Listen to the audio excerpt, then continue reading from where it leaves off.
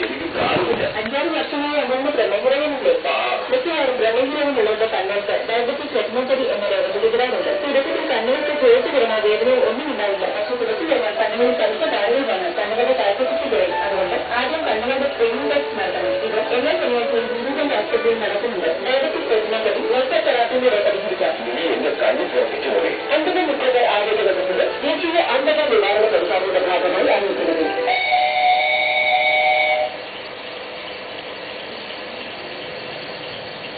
नमस्कार, आकाशवाणी के उपयोग से प्रस्तुत है प्रादेशिक समाचार।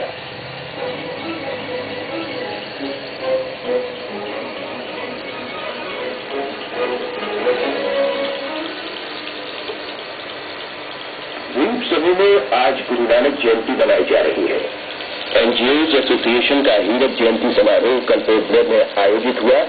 भारतीय जन संचार संस्थान नई दिल्ली के प्रोफेसर आनंद प्रधान ने कहा है कि एक जिम्मेदार मीडिया ही लोकतंत्र की मजबूती के लिए रचनात्मक भूमिका अदा कर सकता है।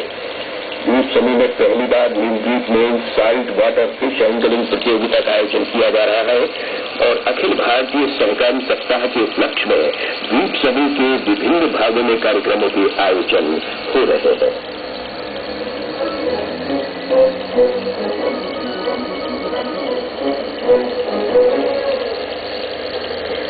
समाचारों के इस अंत में संतोष कुमार सिंह के साथ मैं कृष्ण कुमार विश्वेश। द्वीप समूह में आज गुरु नानक जयंती मनाई जा रही है। उपराज्यपाल लेफ्टिनेंट जनरल ए.के. सिंह ने द्वीपवासियों को गुरु नानक जयंती की बधाइयां और शुभकामनाएं दी हैं।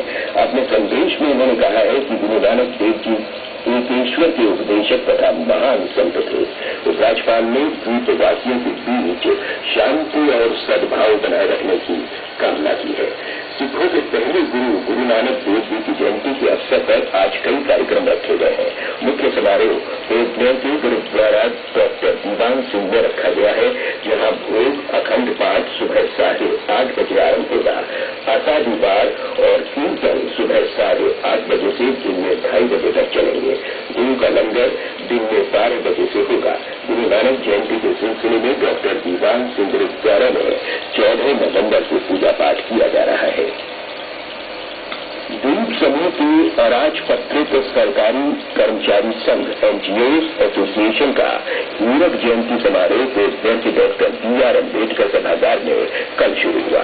इसका उद्घाटन कृषि पर संसदीय स्थायी समिति के अध्यक्ष और मार्क्सवादी कम्युनिस्ट पार्टी के नेता वासुदेव आचार्य ने किया। बच्चों द्वारा प्रस्तुत सांस्कृतिक कार्यक्रम से आरंभ हुए समारोह में अपने संबोधन में श्री आचार्य ने सरकारी कर्मचारियों के लिए शुरू की गई पेंशन योजना पर चर्चा करते हुए कहा कि इसे 1 या 2 राज्यों को छोड़कर लगभग सभी ने लागू किया है। उन्होंने कहा कि इस बात की कोई गारंटी नहीं कि पुरानी पेंशन योजना के नियमों के तहत आने वाले कर्मचारियों को पेंशन का लाभ मिल सकेगा। आचार्य ने कहा कि ये 1 जनवरी 2004 से या इसके बाद से सरकारी नौकरी पर लगे कर्मचारियों के साथ भेदभाव है। उन्होंने कहा कि देश में श्रम कानूनों का उल्लंघन किया जा रहा है। बहुराष्ट्रीय कंपनियों द्वारा मजदूरों का शोषण किए जाने पर चिंता व्यक्त करते हुए उन्होंने कहा कि 1991 से लागू की गई उदारवादी नीतियों के चलते देश में भ्रष्टाचार बढ़ा है। इस अवसर पर सांसद विष्णु दत्रे ने बताया कि उन्होंने द्वीपों से संबंधित विभिन्न मुद्दों के संबंध में केंद्रीय मंत्रियों से बातचीत की है और इन्हें संसद में भी उठाया है। श्री रे ने सरकार से अवकाश प्राप्त सरकारी कर्मचारियों के लिए नई ट्रेन जल्द से जल्द लागू किए जाने की मांग की। राष्ट्रीय प्रेस दिवस के अवसर पर कल नीलद्वीप में प्रशासन के सूचना और प्रचार निदेशालय की ओर से संगोष्ठी का आयोजन हुआ।